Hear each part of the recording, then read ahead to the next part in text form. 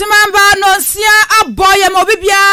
Timama kwa bade ba henkan 93.3 FM so braso si edi o man nsema yakeka si eni de beso mo se anopa no sia kasebo na kasebo information centers dodo na so media to apete live akwasi apia online radio wasantima mu kumase kanyame information center watim atekrom David Ba information center watim kodwokumi Osono information center so watim esem ye ni da so ne rade information center watim krobase de yesu tumi ye information center watim dwa ha abenaseman e watim abenase peace e watim batabi eno se wa information center so watim anyina se eyadom wakeka no krobotokua e watim odumase chidom information center so watim adubiase sumnyame information center watim chirimenkai na pia information center so som se twetwe wanyankoma se Dai Kingdom Come Information Center wa police evo Duapa Information Center so som se twetwe e wasuo ko jama na ofo no mantemu kasebo ikroya na mabefu ntintan kase no so Facebook ahenkan 93.3 FM YouTube so duru ahenkan na 93.3 FM Instagram Twitter nyinara ahenkan 93.3 FM obetimi so etie e wo mytunein.com na afemodingana.com your website no www.ahenkanfmonline.com obeja comment ni nyina e de ego e bekenkan e de ama WhatsApp so 0594 841044 841044 nene ye de asida be make asanso limited sanso wono e na aso yasen na ye de kasebo e bre wo nene kasebo nsem bia e bedu makoten ene se Chief Imam eye Sheikh Nuruhu Shaributu dia babontin se eye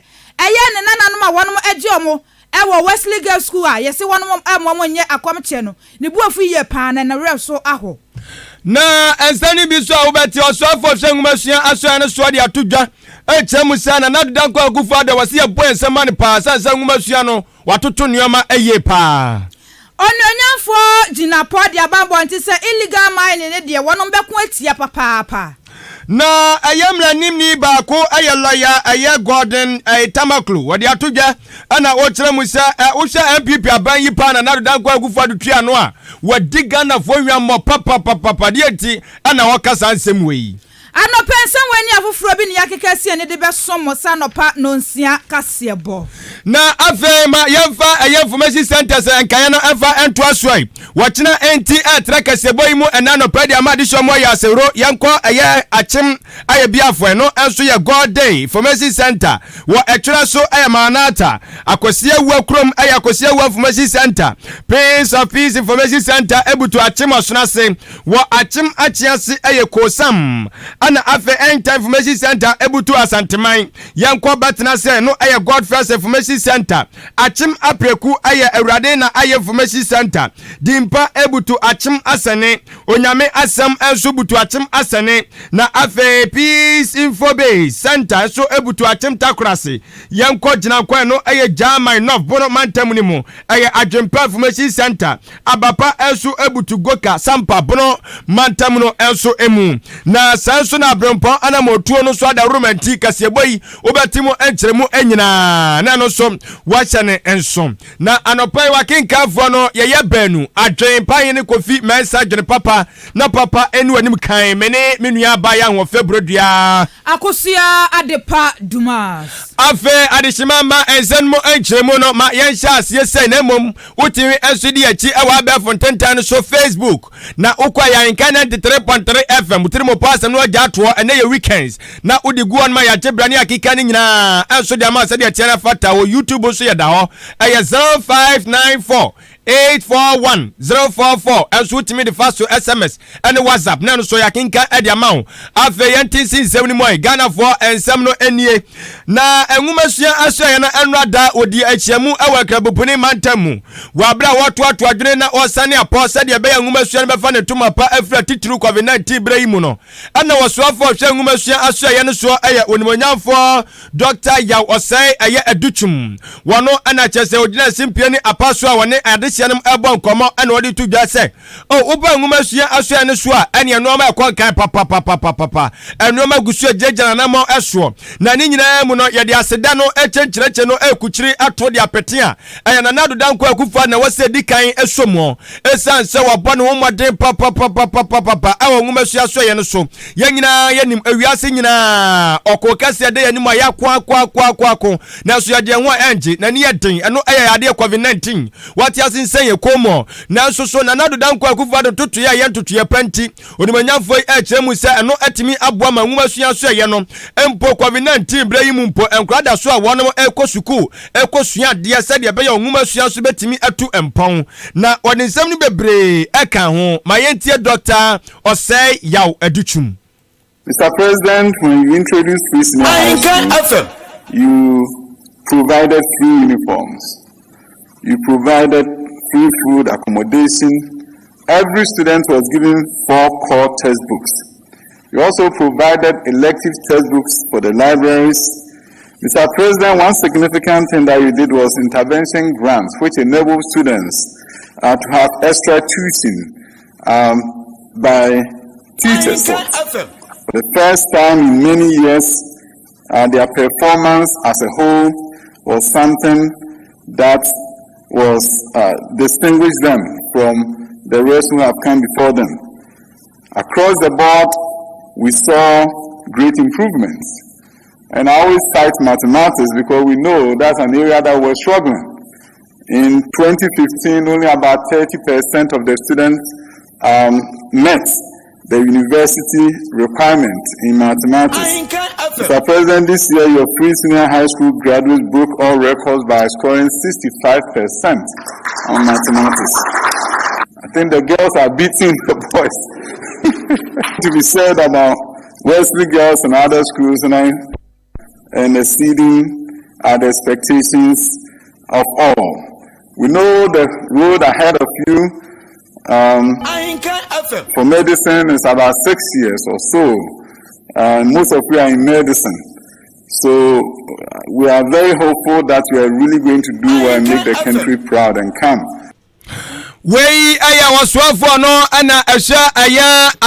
nwumasua so no eso wokọ aya bosomtwe ano wa asante mantem abato pesua so yemla sebedwane ewo ho onimonyamfo Dr. Osei Aduchum ana wochemu se free SHS no kran so aboye papa ama mofra no dodo na ana mo atwa mo ebekosuapa awodo mo asakwaje eya entete enti asobode ne de yedoso pue ana wase yekuchiri adema na nado danko akufado ne MPP aban na owie ye no ana afe yese panyine dware wia na ensu asanu nti eye okukuseku onua emu meche Ghana man panyina na dodan kwa akufado ensoso eso kasamu ni mu ana wode to Ghana fo nyina animu se onu so da Ghana fo ase papa ene arihemu a Ghana fo ede ehye ni mu na onya ni mu gidie se free SHS na ampa beboa eba betimi aboa amoma na timi atumpo no de banso Ghana fo asom na afe wonum so mo hwe nwumasua aso ene so da wonase se wo mo so de akade bia ne ntutua bia wo so mo de gu akwa mu eye no ma hyew timi aboa ema mofra nso timi nya akonya etwa nsɔwe no na won mu anya akonya akotoa so osuapon awodo mu no so no etimi abamusa na ɔhyɛ wo mu enkura se ɔmo nkoso a emu adwuma sombo emfa mu ase de beya ye nwumasua aso ye no eno so betimi anya namon adina so. This is one of the happiest days of my life in this place since I came here. Since I came here on the 7th of January 2017. I came here with the big promise that I had made to the people of Ghana in the elections of 2016. That if given the opportunity, I would institute this policy of opening up access to senior high school education by making it free. I took a lot of bashing, I'm sure. You were young then, I don't know to what extent you followed, but I took a lot of bashing. Gimmick, totally unnecessary, because the development of our human capital as rapidly as possible. Oil in the sea, oil in the ground, bauxite. These are all the things that transform a nation. It's people who transform nations. Because if it was the material resources, the raw materials that countries and continents have, that are the reason why they are prosperous and developed. Africa should be the most developed continent in the world. We have, a third, 30% of the world's remaining minerals are on our continent. Ane ayatini asumwe aye Ghana mampanyine His Excellency Nana Addo Dankwa Akufo-Addo. Yetu anopa nonsia kasi abono so abusuya fo adwenkyerɛ for 0594841044. Facebook so ya Henkan 93.3 FM like comment na share na obi nso enya bi enhwɛ. Na galamse ya ma no homne so ya bo amode ya bodawura ban na bodawura so obetu ase ene wa bodawura bo empenifo bebre na kasa fa ho ene na nsem okra ban ati asrafo se wonom enkobo yensa ase ho ban na no ena Minister for Land and Natural Resources ononyafo Samuel Abujinapo ese woda His Excellency Nana Addo Dankwa Akufo-Addo ye pa na se wabo amode ya adin hyehyɛ bi egu akwam se wonom enkonom nkonkotu sa wonom a enam kwambone so etu fom agudie so ya wonom ese yensa ase ne yensuo so no ose woda na se ye pa na ononyafo Samuel Abujinapo kyerɛ se yensuo ene ye kwaye bentro ya ewo oman Ghana mu eno nenam so ema Ghana yetimi nya nnuane ene nsasepa ewo man mu na no kra esan so ebo nipa ho bai sanse nsuo ene enipa enkwa enti ewo se Ghana hadum say obi biara ema nani ekoye nsase ene ye nsuo so empo ye kwaye brento eso. Thankfully,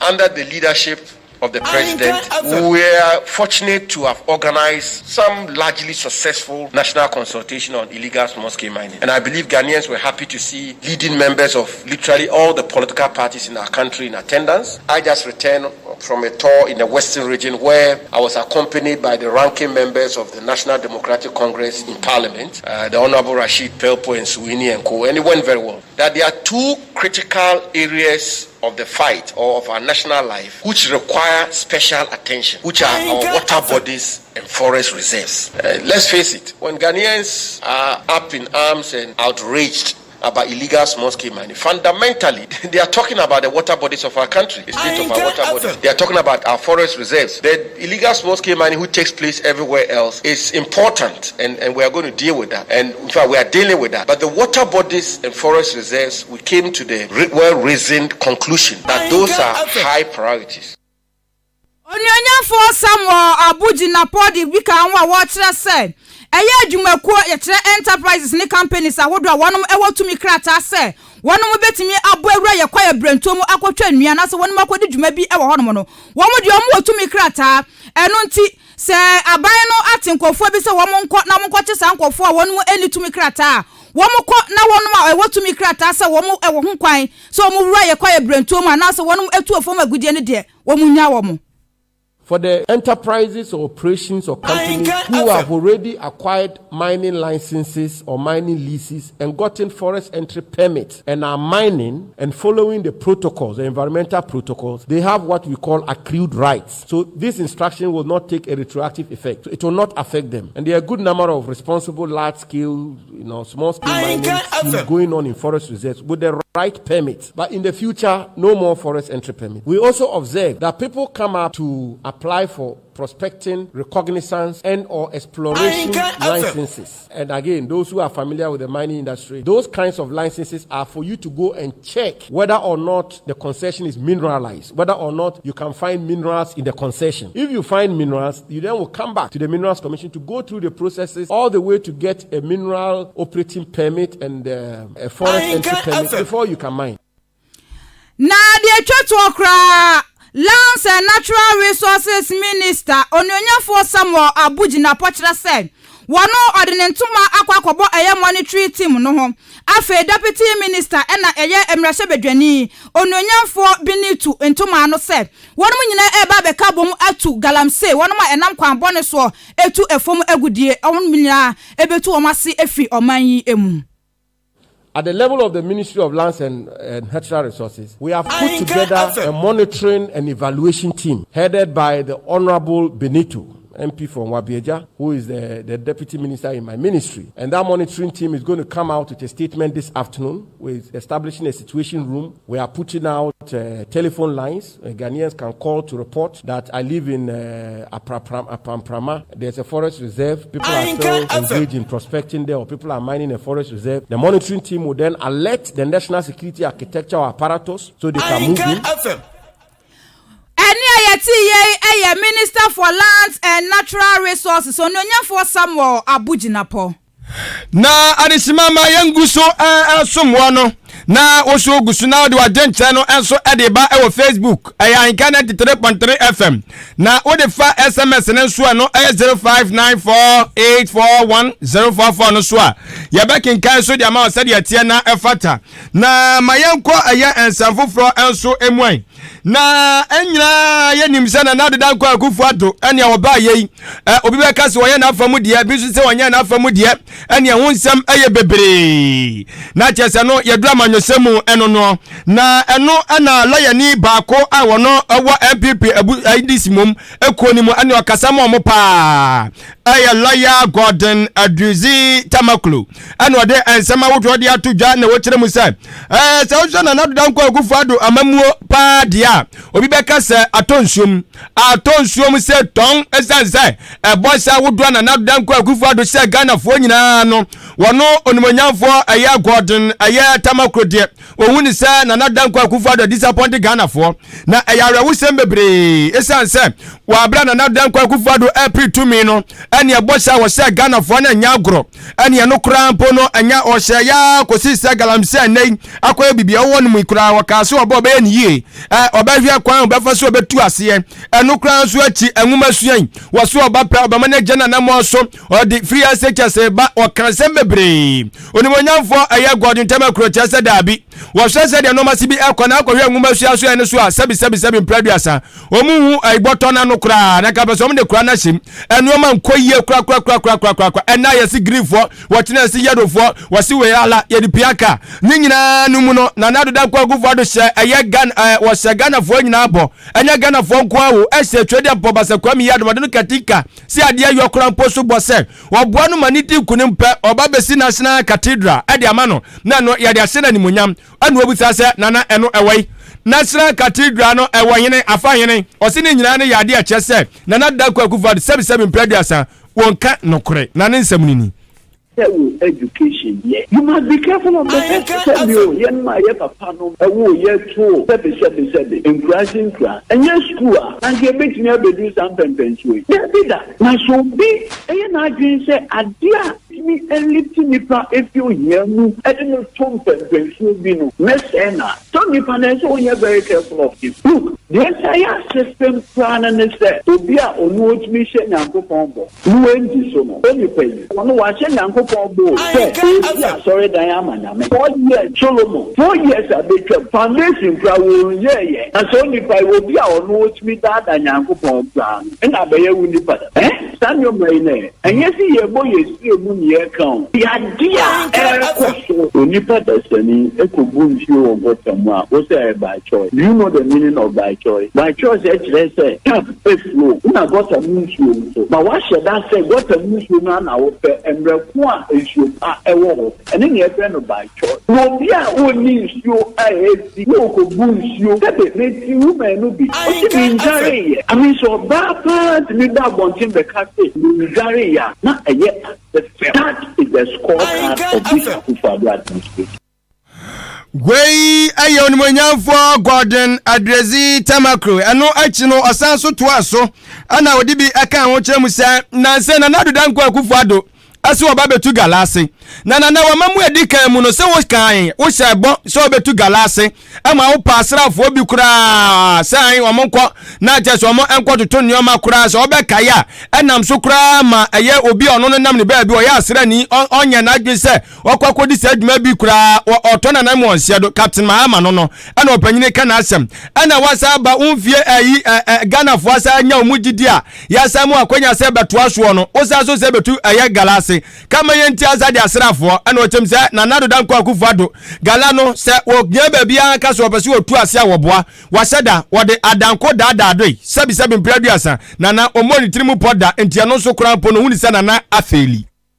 Bonnie Ben, Krania. So, but you put here the matching at the two Ghana. Everything is clear. We are joking. Akufo-Addo is not interested in the fight against corruption. He's only interested in embarrassing his political opponent. And yes, I'm here. Because the day in Omoko Fasta in Senfui, Evers in Semi, near the Abu Kram. The so-called money that was paid to Evers intermediates about 3 million. Auditor General's report. You can't every public person therefore individual pockets not run into billions of Ghana cedis to divert our attention to very peripheral matters. 4 years, and you have been years soldier for Enko example for MP Galamsey side. After 4 years, one thing operation in Ahmad, were they not the same soldiers who were doing it? But the soldiers realized that Akufo-Addo is not sincere. Akufo-Addo cannot create. Yentio Mamula in a meeting because so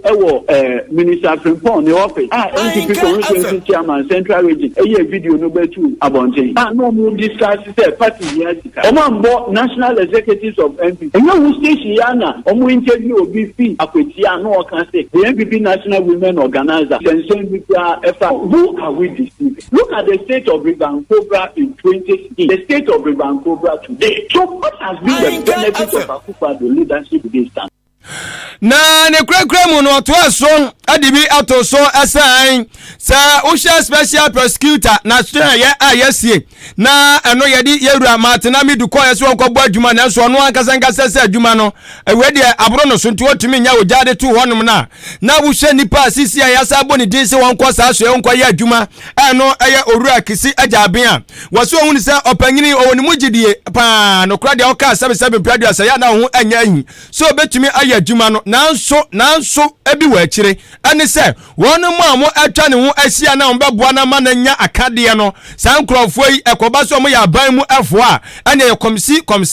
komsa saa ana ombaye na chese no so kura ne 77 praduasa ontimi anya adwuma titru bia ensa fa mo man esan krofo a omatwa ne ho asia omunyina so ewo aban mu enso entia no so okirem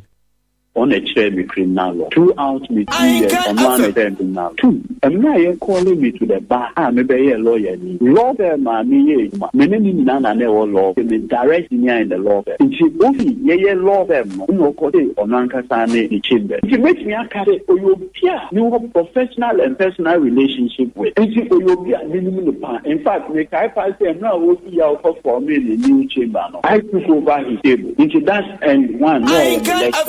no senior from 2011 to 2014 so you'll be a minimum or you'll be an excellent lawyer okay you be but the people behind the scene put you on together you can be the best lawyer but for that who committee and I say you find yourself in a certain group of people they will color you and then episode here was doing I say a Japan special prosecutor before crowd best achieve man of plan before crowd parliamentary appointment committee near start here you have been tapped as a Japan special prosecutor. How can you start? Na chasa ene awuti yei eye opanyina wono okọ NDC for akatia waye omo loyani mapa eno eye orura Gordon Aduezi Tamakru ena wote eye nenkan na bese na watwe mienu kwa na watwe miensam wo so ena ye nuanom Muslim fo metrenkremofo so wo de wo yefun eto on mabọ pae pa e de asre bọ ne fache na afia mo man konkro Ghana wiasa fe na nyankremofo wo no nyina e de wo yefun eto on mo na ne eduru so na ya kwada na betimi aye bia ye wo se wo ye age apemfo ne obi a wo de eduru so pe ena wo ntimi nye na nsem won ma nsem yesi e wo ye senior high schools mu kasamafo edema chief imam Sheikh Arimi Yaw Shaibu Chirese Chief Imam buafu pa eye Chief Imam Usmanu Nungu Shaributu ni buafu ye pa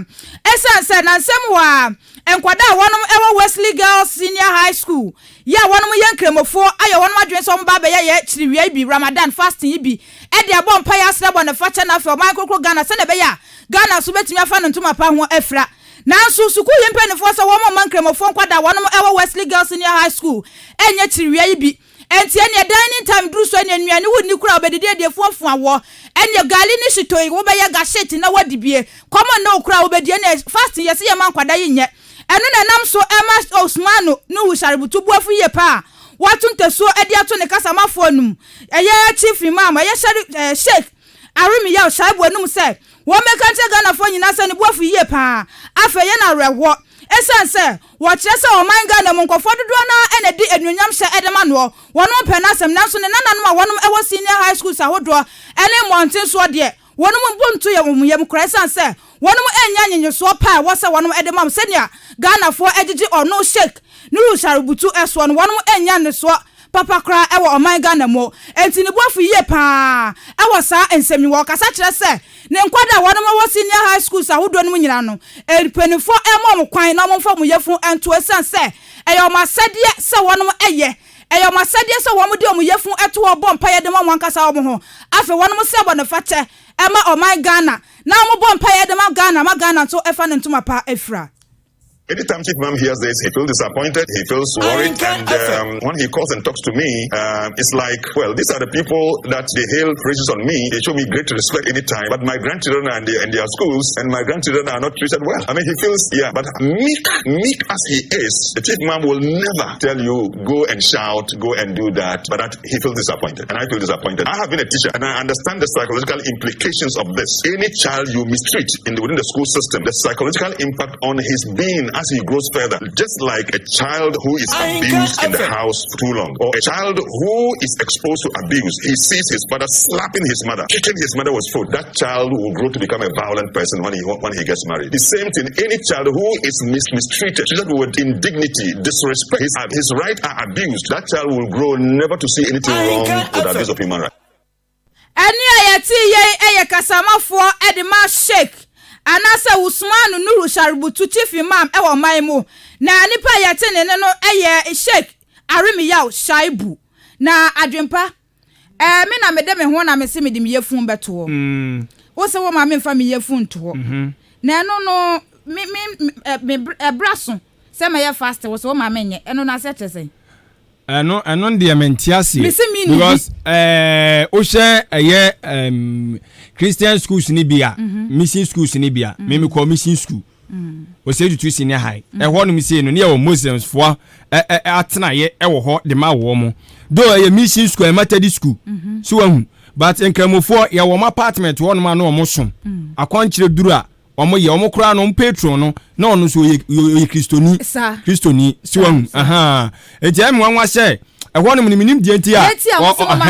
akwada no wonyare minim se bia wo yare na abekasa wo ma na nya dia na wonyare eno ono ade no na o se odi yefu to wo se wo ma na nya se me ye kristoni na me se me ye ma konkyera so ma me nya mami ana obaya ni Akan Kaseibo kairi bombo mana bia bi ni amutu anum so na ha me hanye tentina didi me didi sa me na me ho na me ni a o se tentina me ni di mami ade o ye di ase o ya ma ya kabi eduane so ya pachew o ma me na kan na asem wo se adidie ni na ye nkrokro beje onye a ni adi so na wo na kwam de o beda me na so what wo we dia no odin we dia omo man kwada dia omo hwe no bi because enkremofo nkwada no so edu sa abre ya omo nyina ye akwada no ohya se won nkwala bre na bianyi na wo se wo ma na nye omo kwada onya di 16 years kwa eye wo hye e de ma wo se wo ye wo mo timi nya eye bia wo ye pemfo obi a anasa obi o de aduro so de na to aduro so se na no kwa pemfo okra no owo na akra no ye wo se wo ye shem anasa obi a wabu ne nsa wubu nsa wo ya na wubu nsa wo se wujai ti etwa no asaba ya to obi ane ne som ne na amamre maame no onko no omre bi de wo ye no o ya ma isi agana na se chief imam buafu wo kire se na se ya Ghana ya hoahoa chief imam so ne nananom a wonom wa monten so no yenya musa ekoba ne sa na ya ha adwene omo so omo boa pa oman omo bompa ya mo ma Kristo ni da be no wakwa so dem abompa ya ma nada akwankyere kura itwa kura na no kwa nya dia da bia be bompa ya ne ya tutuo pe ya kwala tamfo so da bia ya tutuo akoya tamfo so sa ya mompa ya magana ena vania yibia mi hweye ana ya wo hanum gidie se Nyankopon ba besra oni bia tutuo pe na afi third one tutuo na manfo ayutuo afisofo na edwane si wenyina mompa ya magana na kremofo de omo ye fun to abompa ya moman kokoro Ghana ye fasting wo mo didi o omuni di o se manenye ma no kwase mo ntwa yi ma ba na wakwaso de abompa ya magana da ntwa yi nipa na nyare na me na me de me yefun beto o se da anya be no adesimama ahana brabe ma kwan na yede eye ensem na si na mom ebi wa akire de wa akire nie yede ekọ eye abrempon ana montu adwumadie sonko anwanwaso a ebi ensi da na ba beti atofon kinkem eye kasafide ya so anka 93.3 FM ana dwumadie yi eba so na sa dwumadie we no eba beboa na asakire anipa bebre abrabọ we echense wokotena eye kwasi adadem na waje eye Nyankopon asem no eno na ebekọ so wa sanse wiase ma brabọ a wuboi se da wubọ mpaye uwia de aka no aka wan kasankasa de obeye so wonte wo se wonya nipa bi na de omo yesusu dua de omo si wo se sa nipa we de me pese ma brabọ eye te se omo de enti eno bebusa ho akwan be so na omo fa ya omo so be ye de omo ye eno ne ye ba be kire wo hagi enti nipa wayi na suo no se wonya ya nka brabọ mu de ekeye bodin na pa de aka nka wo pene so ne so aha enti dwumadie yi so ene ama panyina wodoofo beba dwumadie yi so sanso ana wonmo matwamu ko emra sebedwafo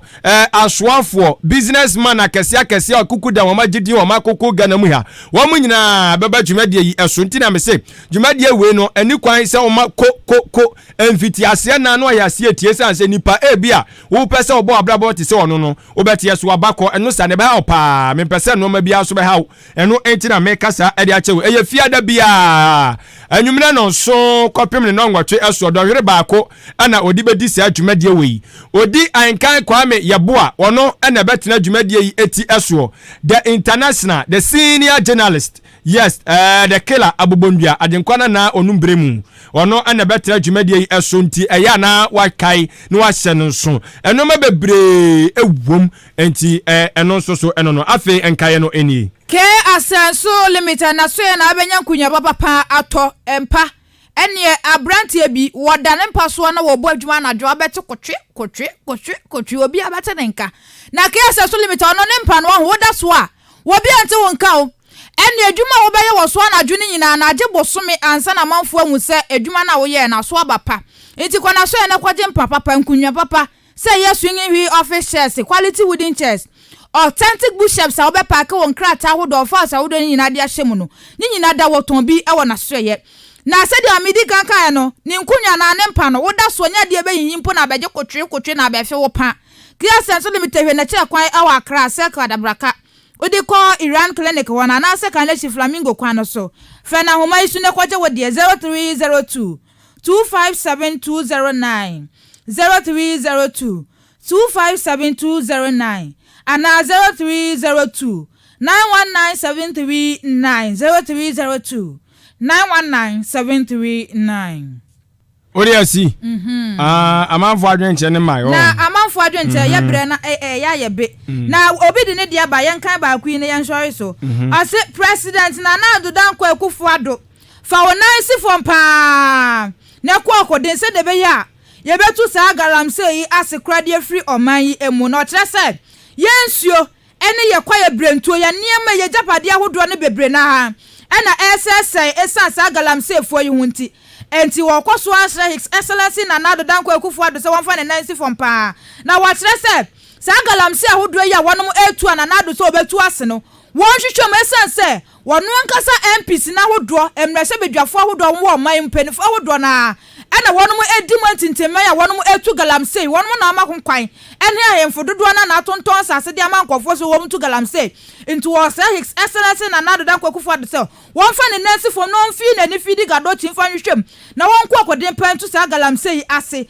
esanse yensuo ss pan mana nado danko Akufo-Addo enye lose guard na wei efri kwami bediako odi free osu Accra ana wade ba osi ntia kese pa enkoma ne maame Tewia Agnes ya wono ewo achim dwenase ene ne namfo nyina wono ewo eye achim kusi ena ono so ede ne de baaye edisa osi enkan ba akui na so ono nko de ono nko ne de eye bebre echesi ekan ni usini mu na unim ananso so eye obi a abrabo yi mu wotume fo pa na wo hyemi nkuran hyemi den nipa bebre ena hyemi nkuran ono so eka ho bi ye John Alexander Ade Mr. Ade na dodo na sanem na ne efre no o Asante Mantamu oye adwuma wo Boshe FM mame man happy birthday ene ye na woda sonko eti mana woda sonko kra nyakopon o hyan bebre na onye ne kese ade bi a wahwere bia no nyame enhye na namu ye kwa ma hu se ojafo abawura no ma wode ne se bone time kekekekekekeke eso se asem di kan eba okay international eba ohun international killer bubondia plus anotewa hey quiz email adesmama ena anope ya ye besom wono ene wana odom eboa ye ma wote ne ahodo e technician side and afi production no maame koma Kobi. Okay, ono anatia se eja odom eboa your production team honom. Ya se wo hwe ye ewo ye kasa konsamfonyi no so a Facebook and YouTube asedate kireche no ene mpaibo no oba no ma bi aso eye Kwame Asante eso na daroma ene ode yen ekopie mu enso ewo ho wa bla na aja zigibi so ebo na chi edom na anopai wakenkan for eye me adwen pan ni Kofi Mensa adwen papa na papa enu anim kan me ne meni abaya Akosia Adepa Dumas Kaseibo nasi yesi achamopi yamamumo ni tie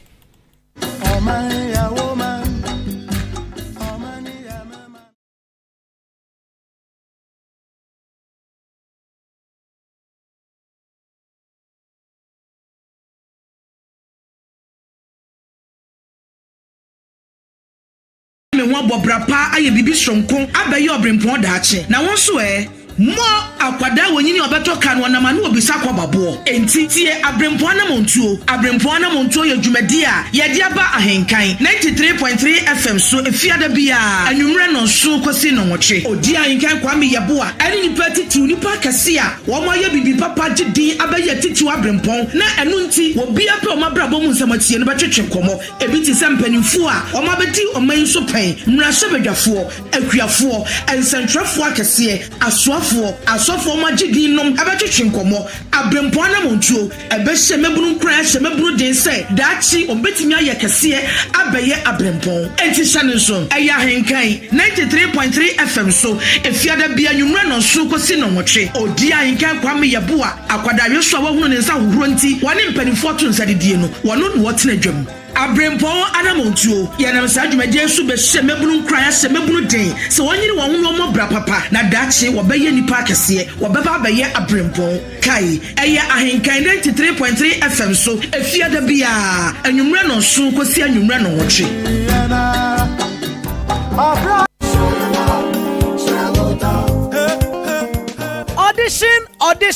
Audition. We are Ketesia, wo hu ofe, wanu ate ewa Akan Kaseibo eni poto Kaseibo na fi wonim achem amamre dia. Akwenya na ba eye achem most beautiful 2021 AMB Jam Media Production e de achem most beautiful 2021 ebaso eye de kan kra. Audition no ebaso 13th and 14th of May 2021. We oba wenya 18 years to 29 years the pick of form for cool 50 Ghana cedis. Say a cinema so across so Achiase district, Bremu Central, Bremu South, and Nasa Achimansa district yadie, baby a wobia wo your bestima, who are Quenya Saudi Hubeshim, and Shedia Bebre, and Edda so who perform CBA tour, call 7 groups of company limited, and who by Divine Hospital, Morning Star Quinaso, and Nasa Fresana Messi 0245 407823 and 0549 015983.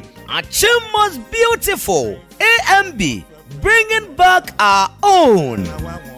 Akan Kaseibo roofing systems. Me osisi odabron san a ewo Milori station ene Accra station no say odamasio odamase. Na aseda ya sene sen. Samo gini di ede contract share sa amani sisi adan ama ene odan fefefe. Enie na de odi ni abode a menkai obia se Akan Kaseibo roofing systems odi kan ton colored roofing sheet wodan no say mpodie wa tetebo a enkane na odi gie no so. Enti sa wo ye estate developer efiera ana obia odi nchensin di djuma no ma ho nya ha na ko odan opposite Kia station a ewo Central Market na chiri na kotop aluzinc galvanized any rubber roofing sheet ahuro bia osanso free estimate and a 20 years warranty wo bra wato nchensin nyina afi akachi ana se ntiamo hotel ntien ho na kotop blocks cement paint ni adanse hu niam kai nyina so bi wo Akan Kaseibo roofing sheet pre 0245979311 me say 0245979311 Akan Kaseibo roofing system. How you chance in Papa Fee? Missy, my office, I hold up. That's